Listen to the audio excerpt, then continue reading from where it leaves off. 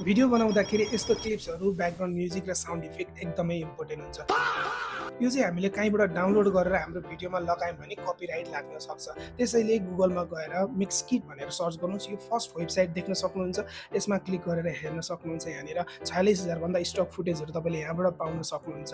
1000 plus background music पाउन सक्नुहुन्छ। 3000 plus चाहिँ तपाईँले साउन्ड इफेक्टहरू पाउन सक्नुहुन्छ। यहाँबाट तपाईँले उठाएर कुनै पनि भिडियो क्लिप्स अथवा साउन्ड इफेक्टहरू तपाईँले युज गर्नु भने कुनै पनि कपिराइट लाग्दैन। यस्तै टिप्स एन्ड ट्रिकको लागि फलो एन्ड सब्सक्राइब गरिराख्नु होला।